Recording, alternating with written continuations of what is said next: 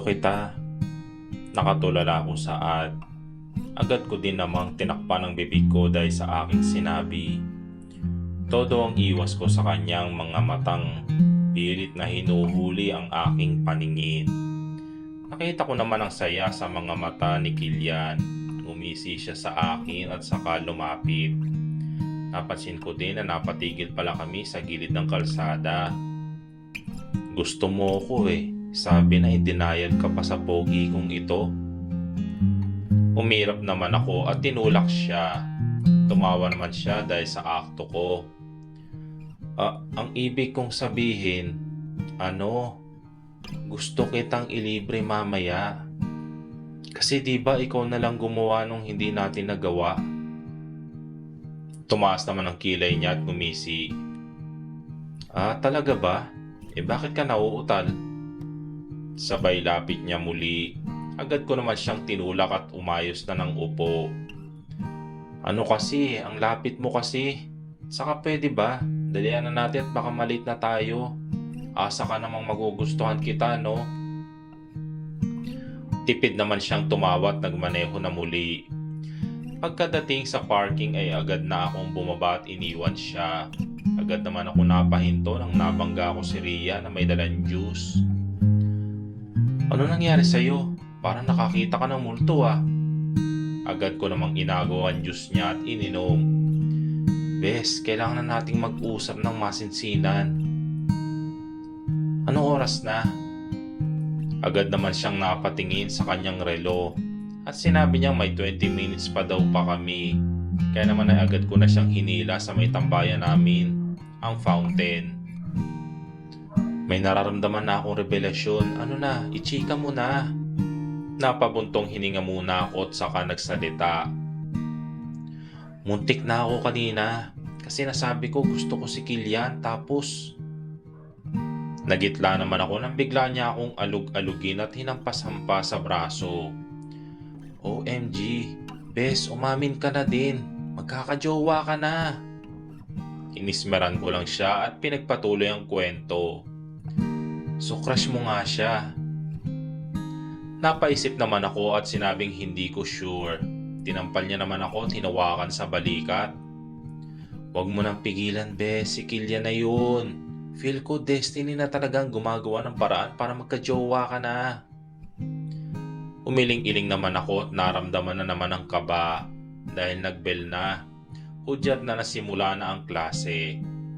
Naglakad na kami ni Ria papuntang hallway nang makasalubong muli namin si Hades. Bumati naman siya at naglakad na muli.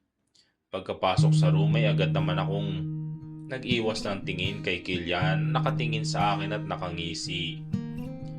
Hindi muna ako dumiretso sa upuan ko at nakipagtsikahan muna ako sa mga kaklase ko. Late daw si ma'am kaya hindi na muna ako bumalik sa upuan ko at nakipagkwentuhan pa sa mga kaklase ko. Ngunit nagitla naman ako nang bigla akong kalabitin ni Odette. Tinuro niya naman si Kilian na matiim na akong tinitignan. Sumenyas naman siya na lumapit ako. Kaya naman buong tapang ko na itong nilapitan. Hindi ko naman sinasalubong ang tingin niya at kunwaring tumitingin ng mga design sa room. Alam mo na ba ang gagawin mo mamaya? Yung mga sasabihin mo, mga itatanong mo. Hindi ko na siya pinatapos dahil sinagot ko na agad ang mga katanungan niya.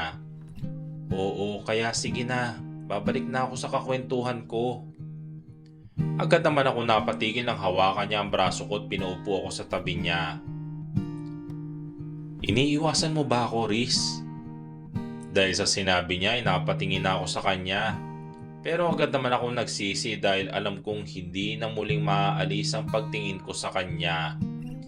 Hindi kita iniiwasan. Bakit naman eh? Napatigil naman ako at hindi na natuloy pa ang sasabihin ko. Dahil dumating na si ma'am. Kaya naman medyo nabawasan na ang kaba ko. Hindi na muli akong kinausap ni Kilian dahil naging busy na rin kami sa buong klase. Good day, class. Okay, presenters for today ha. Please set up now your report. Napatayo naman kami ni Kilian at inayos na ang mga gagamitin. Kinakalma ko naman ang sarili ko dahil nanginginig na ako. Nakita ko naman nag-okay sign si Ria. Kaya naman ngumiti ako at tumango. Huwag kang kabahan.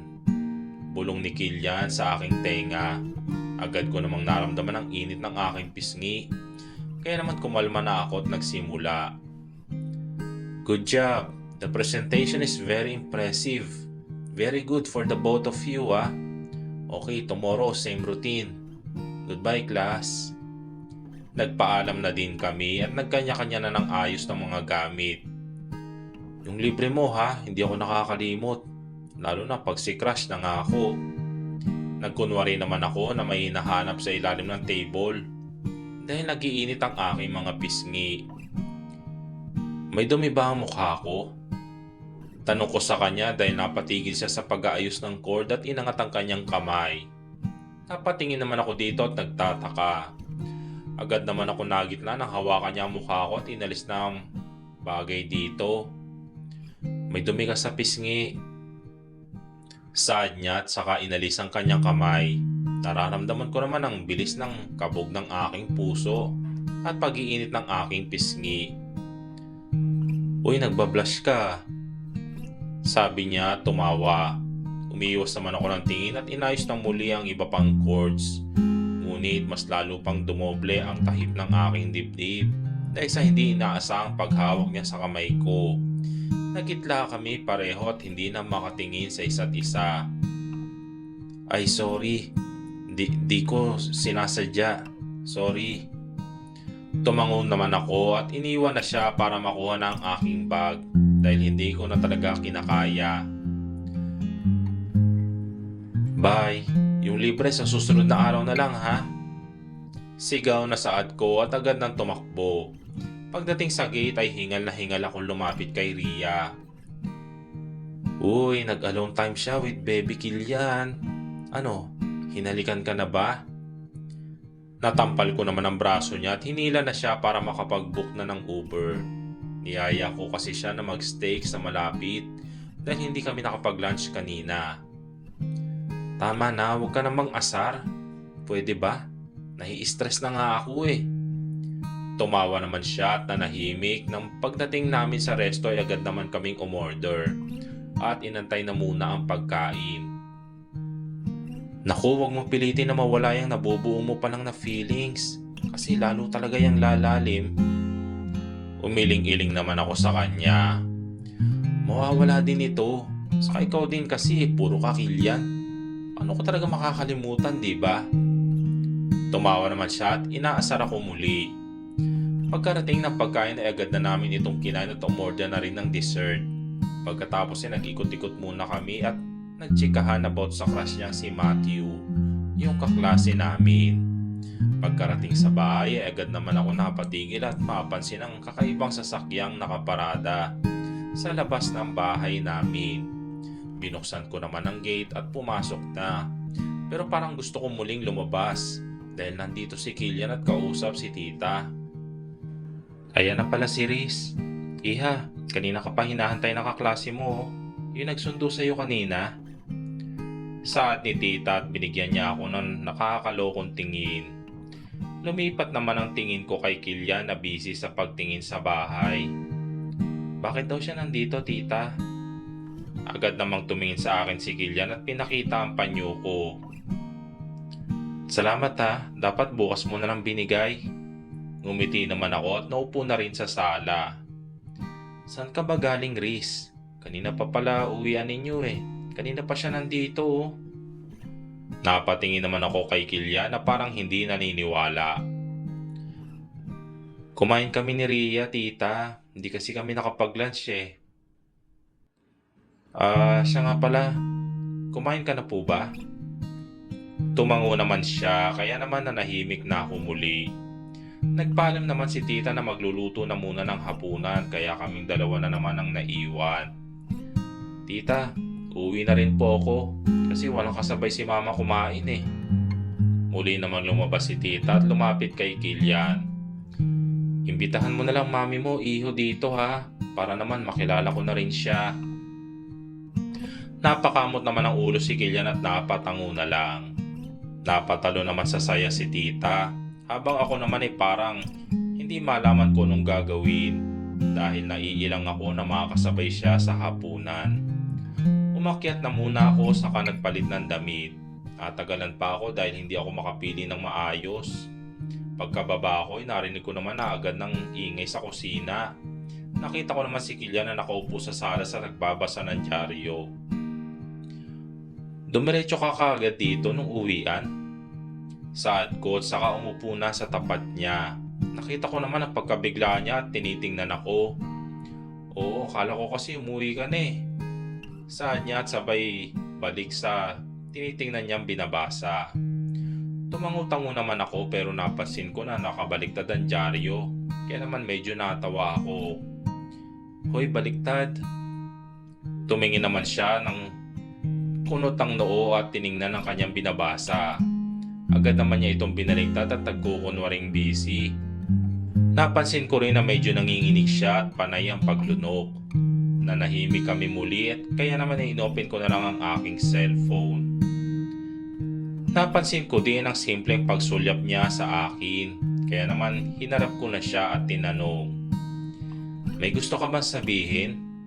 Napatulala naman siya at umiling-iling ng kaunti. Tumango naman ako at nag-cellphone na muli. Riz, pwede mo bang takpan niya legs mo? Ang ikli kasi. Nataranta naman ako at kumuha agad ng maliit na unan. Humingi naman ako ng paumanhin at nag-akto na rin na kunwari walang nangyari. Riz, halina kayo, kakain na.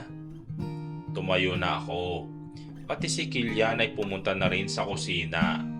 Natakam naman agad ako dahil sa sarap na amoy ng niluto. Binati ko naman ang mami ni Kilian at saka umupo. Nagkwentuhan naman sila tita at kaya naman nakikinig lang ako sa kanila hanggang sa natapos na kaming kumain. Agad na ako nagpresenta na maghuhugas kaya niligpit ko na ang pinagkainan. Tumulong naman si Kilian dahil mapilit siya. Hindi ko alam, marunong ka pala sa gawaing bahay. Ngumiti naman ako at inayos na sa lababo ang pinagkainan namin. Pinalaki kasi ako ni tita na ganun eh. Kaya hindi ako sanay na may katulong na nag-aasikaso sa akin. Saad ko at nagsimula na maghugas. Narinig ko naman na tinawag si Kilian ng mami niya. Kaya naman iniwan na niya ako. Pagkatapos maghugas ay agad na ako nagpunas ng kamay at lumapit na rin sa kanila. Iha, magpapaalam na kami ha. May pasok pa tayo lahat bukas eh. Agad naman akong tumango at nagsitayo na kami para may hatid na sila sa gate. Good night Iha ha. Amiga, salamat. Pinati na rin namin sila at nagpaalam na rin. Good night Riz, sweet dreams. Saad ni Kilian at pumasok na sa kotse nila. Kaway na lang na isagot ko dahil agad na rin silang umalis. Crush mo, Iha? Saad ni tita sa aking gilid at sinundot ang aking tagiliran. Siya ang may crush sa akin, tita. Napatakip naman si tita at parang dalagang kinikilig. Iniwan ko na siya, tumakit na para matulog. Napansin ko naman ang umilaw na ang aking cellphone kaya naman tiningnan ko ito. Nawindang naman ako at hindi ko na napigilang tumili dahil sa aking nakita. From Kilian. I love you, Riz. Kaya naman dahil sa text na yon ay hindi ako agad nakatulog. Itutuloy.